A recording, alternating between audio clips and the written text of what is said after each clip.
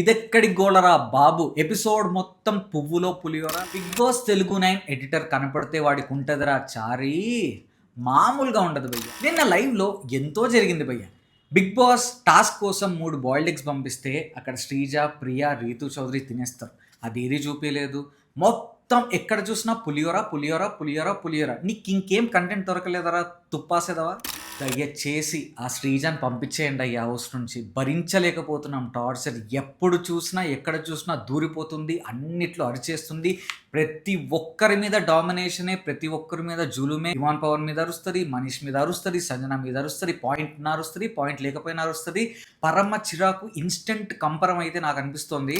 అగ్ని పరీక్షలో చూసినప్పుడు ఈవిడ ఉండాలరా బాబు ఖచ్చితంగా బిగ్ బాస్ తెలుగు హౌస్లో అనుకున్నాను.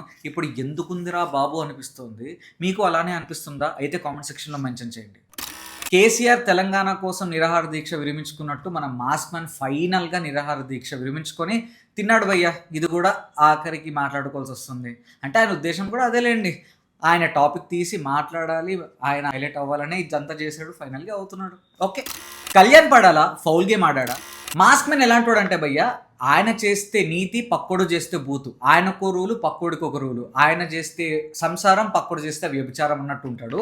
ఇంతకీ ఆయన ఏం చేశాడంటే, సుమన్ శెట్టి అండ్ రామురాతో డెడికేషన్ మాత్రం మామూలుగా లేదు భయ్య. 100% ఇస్తున్నారు. ఏది ఇచ్చినా 100% కమిట్మెంట్తో, 100% డెడికేషన్తో ఇస్తున్నారు. ఆటలు కూడా అలానే ఆడుతున్నారు.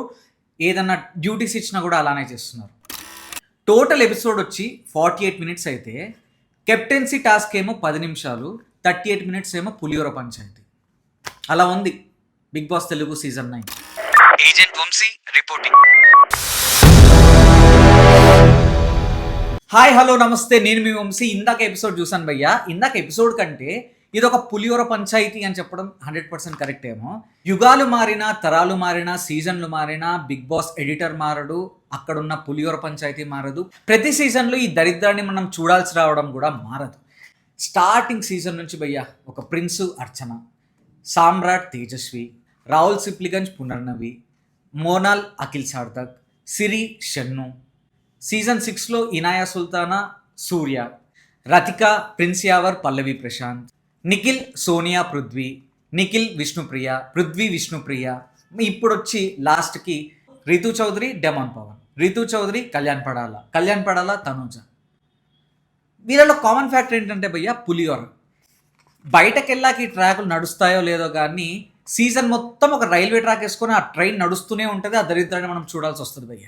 బర్ముడా ట్రయాంగిల్ అన్నా మనకు అర్థమవుతుందేమో కానీ వీళ్ళ ట్రయాంగిల్ అర్థం కాదు.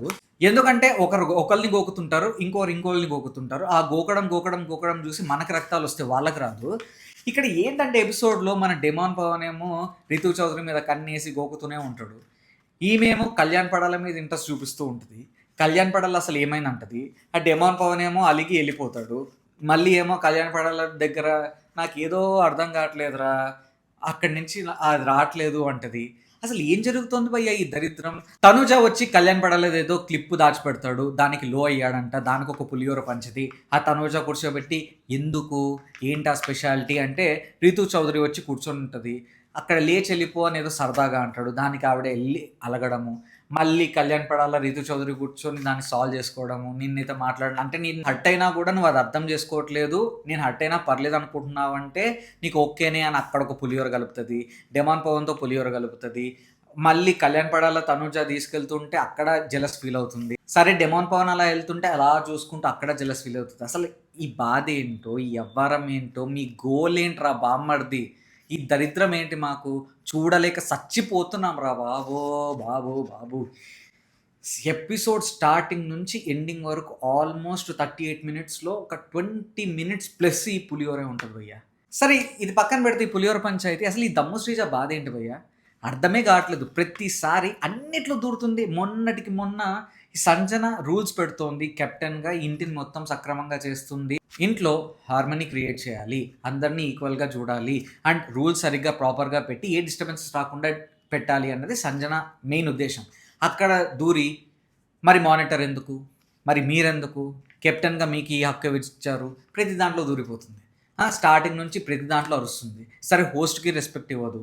మళ్ళీ ఏమో ఈరోజు కూడా సంజన కెప్టెన్సీ వాల్లో కెప్టెన్గా అక్కడ ఫోటో పెట్టి మాట్లాడి నేనేమన్నా మీకు ప్రాబ్లమ్ క్రియేట్ చేస్తున్నాను, నా వరకు నేను రెస్పాన్సిబిలిటీస్ ప్రాపర్గా చేస్తున్నాను, నాలో మిస్టేక్స్ కూడా ఉండొచ్చు, బట్ నా వల్ల ఏదైనా ప్రాబ్లం ఉంటే చెప్పండి.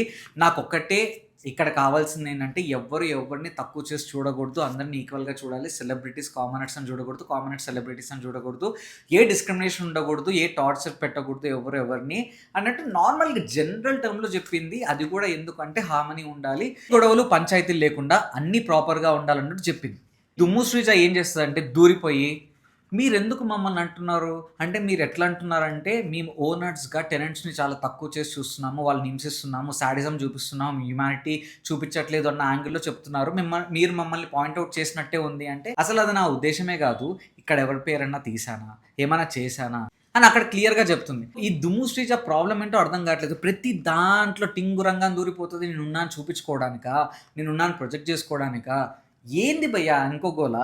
మళ్ళీ కెప్టెన్సీ టాస్క్లో ఓనర్స్ అండ్ టెనెంట్స్కి టాస్క్ ఇస్తారు. అప్పుడు 2 టీమ్స్గా డివైడ్ చేసి డెమోన్ పవర్ నార్మల్గా వచ్చి పక్క టీం వాళ్ళు ఇలా ప్లాన్ చేస్తున్నారని చెబితే, అరే మనం ఏం ప్లాన్ చేయాలి, 1 అవర్ టైం తగ్గించుకోవాలి అని ఆలోచించాలి, కానీ నువ్వు వాళ్ళకి ఎలివేషన్స్ ఇస్తావేంట్రా అని గట్టి చేస్తుంది భయ్యా.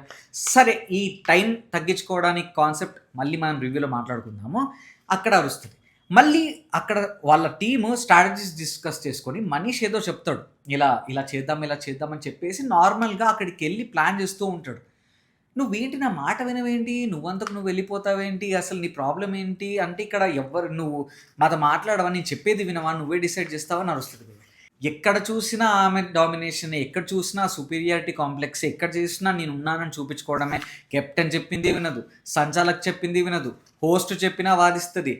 ఏం చేసినా ఆమె ఓవర్ కాన్ఫిడెన్స్ అట్ పీక్స్ అంటారే, టూ మచ్ ఉంది భయ్య. అసలు ఎప్పుడు తరిమేస్తారా, ఎప్పుడు నామినేషన్స్లో వచ్చి ఆమె బయటకు వెళ్ళిపోతారా అయితే నేనైతే ఎదురు చూస్తున్నాను. నిజంగా చెప్తున్నాను, అన్ని పరీక్షల్లో ఉన్నప్పుడు ఎప్పుడు సీజన్ లోపల ఉంటుందా అనుకున్నాను, కానీ ఆమె సీజన్లో ఉంటే అసలు టార్చర్ భరించలేకపోతున్నాను. దయచేసి ఆమెను బయటకు పంపించండి భయ్య, దయచేసి. నెక్స్ట్ వచ్చి కళ్యాణ్ పడాలా ఫౌల్ ఆడా లేదా. ఫస్ట్ ఆఫ్ ఆల్ ఈరోజు కెప్టెన్సీ టాస్క్ ఇస్తారు. అక్కడ టాస్క్ ఏంటంటే ఓనర్స్ అండ్ టెనెంట్స్ని 2 టీమ్స్గా డివైడ్ చేసి ఒక కౌంటర్ పెడతారు, అది టైమర్ పెడతారు. ఆ కౌంట్ డౌన్ రన్ అవుతూ ఉంటుంది. ఏ టీం అయితే ఫాస్ట్గా ఆ టైమర్ని 0కి తెచ్చుకుంటారో వాళ్ళు విన్ అయినట్టు, అండ్ వాళ్ళకి అన్ని ఫెసిలిటీస్ ఉంటాయి. ఎవరికైతే టైమర్ 0 వరకు వెళ్ళదో వాళ్ళు నిద్రపోకూడదు. ఇది టాస్క్ భయ్య. సో ఇక్కడ ఓనర్స్ కాబట్టి వాళ్ళకి అడ్వాంటేజ్ ఉంటుంది. వాళ్ళ టైమర్ 10 అవర్స్కి పెడతారు, అండ్ టెనెంట్స్కి మాత్రం 12 అవర్స్కి పెడతాడు. ఓనర్స్గా వాళ్ళకి అది అడ్వాంటేజ్. ఇక్కడ వీళ్ళకి టాస్క్ ఏమి ఇస్తాడంటే కాలచక్రం టాస్క్. కాలచక్రం టాస్క్ ఏంటంటే, ఒక వీల్ ఉంటుంది, దానికి రాడ్స్ ఉంటాయి. సో 2 టీమ్స్లో 5 మెంబర్స్ని చూస్ చేసుకొని ఆల్టర్నేటివ్గా ఆ 5 మెంబర్స్ నిలుచుకోవాలి, అండ్ సింగిల్ హ్యాండ్తోనే పట్టుకోవాలి. ఏ టీం అయితే లాస్ట్ వరకు ఆ కాలచక్రాన్ని పట్టుకుంటారో వాళ్ళు విన్నర్స్, అండ్ ఎవరైతే పడిపోతారో వాళ్ళు లూజర్స్. అండ్ గెలవడానికి ఏ స్ట్రాటజీ అయినా వాడచ్చు అని Bigg Boss clear cut instructions చెప్తాడు. ఈచ్ టీం నుండి 5 మెంబర్స్ ఆడాలి. సో ఓనర్స్ నుంచి మన భరణి గారు అండ్ ప్రియా శెట్టి బయట ఉంటారు. తనూజ అండ్ ఇమాన్యువల్ టెనెంట్స్ నుంచి బయట ఉంటారు. సో వీళ్ళలో తనూజాని, ప్రియా శెట్టిని సంచాలక్గా బిగ్ బాస్ చేస్తారు. తనూజ ఏం రూల్ పెడతారంటే, అవుట్ అయిన వాళ్ళు గేమ్ లోపలికి రావడానికి వీల్లేదు, వాళ్ళని తోయడానికి వీల్లేదు అని రూల్ పెడుతుంది. ప్రియా శెట్టి రూల్ ఏం పెడుతుందంటే, మీరు ఒక చెయ్యిని వదిలేసి ఇంకొక చేత్తో పట్టుకోకూడదు, నేను దానికి అలౌ చేయను, చెయ్యి మార్చుకోవడానికి నేను 5 సెకండ్స్ ఇస్తాను, అలా అని చాలా టైం తీసుకున్నా నేను ఎలిమినేట్ చేసేస్తాను. చెయ్యి మార్చుకోవడానికి, ఒక చెయ్యి నుంచి ఇంకొక చెయ్యికి మార్చుకోవడానికి 5 సెకండ్స్ టైం ఇస్తాను అంటుంది. సో ఆ రూల్ ప్రకారం ఏంటంటే 2 హ్యాండ్స్తో మనం రాడ్ని పట్టుకోవచ్చు. ఎందుకంటే తను ఏం చెప్పింది, వదిలేసి పట్టుకోకూడదు కాబట్టి 2 హ్యాండ్స్ పట్టుకొని 5 సెకండ్స్ కంటే మించి పట్టుకోకూడదు. బట్ చాలా మందికి ఏమర్థమైంది ఏంటంటే, కళ్యాణ్ పడాలా ఈరోజు లాస్ట్లో రాడ్ని 2 హ్యాండ్స్తో పట్టుకున్నాడు. సో అందరూ దాన్ని ఏమనుకున్నారంటే ఫౌల్ గేమ్ అనుకున్నారు. అండ్ ఇన్ఫాక్ట్ నేను కూడా అదే అనుకున్నాను. బట్ మళ్ళీ రివైండ్ చేసి రీచెక్ చేసి చూస్తే యాక్చువల్లీ కళ్యాణ్ పడాలా ప్రాపర్గానే ఆడాడు. 2 హ్యాండ్స్తో పట్టుకున్నాడు, కానీ 3 సెకండ్స్ కంటే ఎక్కువ దాటలేదు. సో ఆ లాస్ట్లో ఏదైతే పట్టుకున్నాడో రాడ్ని, అది 3 సెకండ్స్ దాటలేదు కాబట్టి రూల్స్ ప్రకారమే ఆడాడు. ఈవెన్ ఎపిసోడ్ తర్వాత తనుజ కూడా కరెక్ట్గానే ఆలోచించి అవును వాడింది కరెక్టే అని చెప్తుంది. బట్ నాకు ఇక్కడ ఒకటే డౌట్ ఏంటంటే, benefit of doubt are ambiguous state ఏంటంటే, మనకు చాలా చోట్ల కెమెరా బ్యాక్ నుంచి చూపిస్తారు, అప్పుడు కళ్యాణ్ పడాలా రాడ్ని 2 హ్యాండ్స్ పట్టుకుంటున్నాడు చాలాసార్లు. అక్కడ 5 సెకండ్స్ దాటిందా లేదా అన్నది మనకి ఎపిసోడ్లో తెలియట్లేదు. లైవ్లో ఎంతవరకు జరిగిందో అన్నది నాకు క్లారిటీ లేదు. బట్ నాకు స్టిల్ ఇంకా ఫౌల్ ఆడాడా లేదా అన్నది లాస్ట్లో అయితే కరెక్ట్గానే ఆడాడు, కానీ మిడిల్లో బ్యాక్ సైడ్ క్యాంప్ పెట్టారు కాబట్టి మనకు ఫోకస్లో లేడు కళ్యాణ్ పడాలా. మీరేమనుకుంటున్నారు, కళ్యాణ్ పడాలా ఫౌల్ గేమ్ ఆడాడా లేకపోతే ప్రాపర్గా రూల్స్ ప్రకారం ఆడాడా అన్నది కామెంట్ సెక్షన్లో మెన్షన్ చేయండి. లాస్ట్ ఏదైతే అందరూ పట్టుకుంటున్న ఇమేజ్ ఏదైతే ఉందో దాని ప్రకారం అయితే హీ ప్లేడ్ ప్రాపర్లీ, కానీ మిడిల్లో ఆర్ లైవ్లో ఏదైనా జరుగుంటే మీరు నాకు కామెంట్ సెక్షన్లో మెన్షన్ చేయండి. అండ్ ఇవి కాక ఇంకా హౌస్లో ఏం జరిగాయంటే, మన మాస్క్ మ్యాన్ని ఫైనల్గా తనూజ ఒప్పించి తినిపిస్తుంది. ఏంటంటే, సార్ మీరు నాకు మీతో ఏం ప్రాబ్లం లేదు, అండ్ మీరు ఎప్పుడైతే నాకు ఇష్టమైన దేవత నేమ్ మీ పేరులో ఉంది హరిత, సో నాకు ఎప్పుడు ఆ గౌరవం ఉంది, అండ్ నాకేం ప్రాబ్లం లేదు, ఏదైనా చేస్తే మీరు పెద్దవాళ్ళు అండ్ మీరు పెద్దవాళ్ళు, మీరు చిన్న చిన్న వాటికి ఇలా అలిగి తినకపోవడం చాలా నాకు నచ్చలేదు, సో దయచేసి తినండి అంటే అక్కడ కరిగిపోయి తనూజ అంటే నాకు కూడా ఇష్టమైన పేరెంట్స్ స్టార్టింగ్లో చెప్పాను కదా అని చెప్పేసి తర్వాత ఆమ్లెట్స్ వేసుకొని తింటాడు. సో అయిపోయింది భయ్య, ఫైనల్గా నిరాహార దీక్ష విరమించిన మన మాస్క్ మ్యాన్ హరీష్. ఇదంతా అయిపోయాక నేను ఇందాక మాస్క్ మ్యాన్కి ఒక రూలు సంజనాకు ఒక రూల్ అని ఎందుకన్నానంటే, ఇక్కడ సుమన్ శెట్టి క్లీన్ చేస్తూ ఉంటాడు భయ్య, బట్ సంజన వచ్చి ఏం చెప్తాయంటే, సుమన్ గారు మీకు క్లీనింగ్ చేయొద్దని నేను ఆల్రెడీ చెప్పాను, ఎందుకంటే మీకు ఫుడ్ అసిస్టెంట్గా పెట్టాను, అది మీరు చేస్తే చాలు, ఇక్కడ ఆల్రెడీ ఇమాన్యువల్ ఉన్నాడు, ఇమాన్యువల్ చేస్తాడు, అవసరం అయితే నేను కూడా చేస్తాను, మీరు చేయకండి అంటే. సుమన్ శెట్టి గారి బాధ ఏంటంటే, అది బిగ్ బామ్ కదా, మళ్ళీ ఎక్కడ బిగ్ బాస్ ఏమన్నా అంటాడేమో, లేకపోతే నాగార్జున గారు ఏమన్నా అంటాడేమో, నేను చెప్పినా నువ్వు వినవా అని అంటాడేమో అని ఆయన చేయడం ఆయన వరకైతే 100% కరెక్టే అండి. సంజన వైపు కూడా కరెక్టే ఏంటంటే, రెండు డ్యూటీస్ ఒకళ్ళకి ఎందుకు, ఆల్రెడీ ఉన్నాడు కదా అన్నది తన పాయింట్.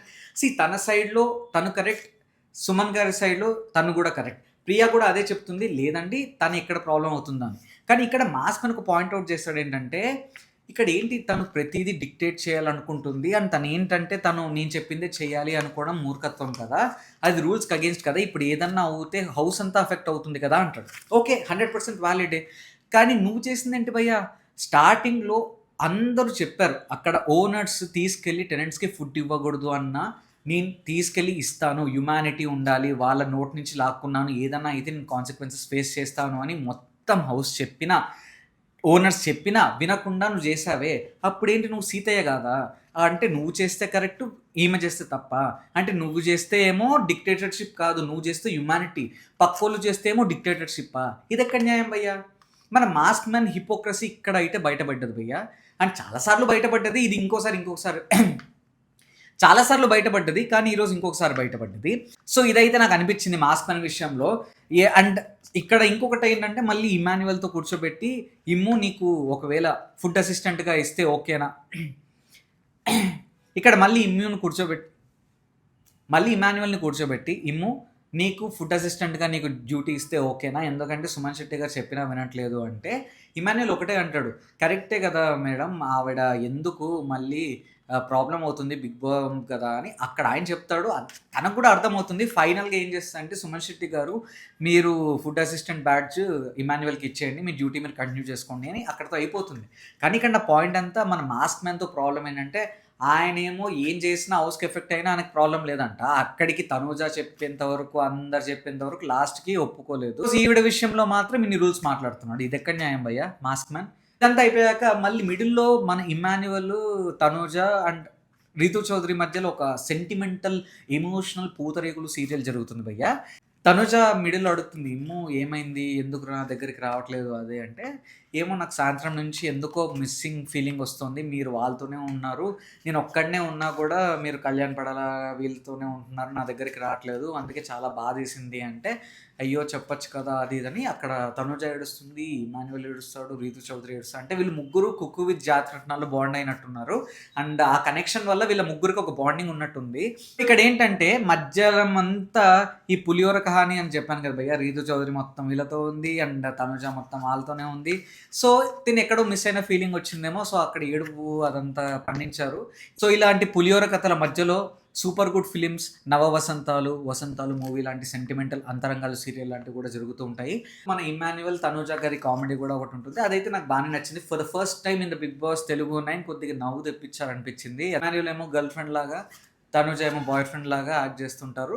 సో ఆ కామెడీ ఫోన్లో మాట్లాడుకొని కొద్దిగా ఫన్నీగానే ఉంటుంది, అదైతే నాకు బాగా నచ్చింది భయ్య. ఒకటి మాత్రం చెప్పొచ్చు, సుమన్ శెట్టి తోపు దమ్ముంటే ఆపు అని ఎందుకు పెట్టానంటే, సుమన్ శెట్టి గారు 2 విషయాల్లో నాకు తోపు అనిపించింది. అదేంటంటే first thing, when it comes to his duty, when it comes to task, he is giving his 100%. ప్రాపర్గా 100% ఎఫర్ట్స్ పెడుతున్నాడు. ఎక్కడ ఆయన మ్యానిపులేట్ చేయట్లేదు, నిజాయితీగా ఉంటున్నాడు, మంచిగా ఉంటున్నాడు. కాబట్టి నాకు బాగా అనిపించాడు. ఎందుకంటే ఆయన ఏ డ్యూటీస్ని ఎస్కేప్ అవ్వలేదు. క్లీనింగ్ చేయడానికి రెడీ అన్నాడు, అట్లనే అసిస్టెంట్ ఫుడ్ మాస్టర్గా ఉండడానికి కూడా రెడీ అన్నాడు. కొంచెం రాము రాథోడ్ కూడా ఇచ్చిన ప్రతిదీ చాలా చాలా బాగా చేస్తున్నాడు భయ్య. అంతకుముందు లాండ్రీ సర్వీస్ ఇచ్చినా చేశాడు, ఫుడ్ అసిస్టెంట్గా చేస్తున్నాడు, అన్ని విషయాల్లో 100% డెడికేషన్ ఇస్తున్నాడు. సో వీళ్ళిద్దరిని ఆ విషయంలో మాత్రం మెచ్చుకోవచ్చు. అండ్ ఇంకొక మేజర్ థింగ్, సుమన్ శెట్టి గారిని ఎందుకు మెచ్చుకున్నానంటే, ఆ కెప్టెన్సీ టాస్క్లో లాస్ట్ వరకు సుమన్ శెట్టి వాళ్ళ టీంలో ఉంటాడు. వీళ్ళు ముగ్గురు అక్కడ సుమన్ శెట్టి గారు ఉన్న 3-on-1 ఉన్న లాస్ట్ వరకు 100% ఇచ్చి గివ్ అప్ ఇవ్వకుండా బాగా ఆడాడు. నాకు ఆ విషయంలో బాగా నచ్చాడు. మీకు ఆ విషయంలో సుమన్ శెట్టి గారు నచ్చితే కామెంట్ సెక్షన్లో మెన్షన్ చేయండి. అండ్ ఇది భయ్య ఈరోజు ఎపిసోడ్ రివ్యూ. కట్టె కొట్ట తెచ్చి అన్నట్టు ఫాస్ట్గానే కంప్లీట్ చేశాను, సోది లేకుండా. సో ఇలాంటి జెన్యూన్ హానెస్ట్ రివ్యూస్ కోసం, మంచి ఎంటర్టైనింగ్ కంటెంట్ కోసం do like, share and subscribe. లైఫే జిందగీ. Bye bye.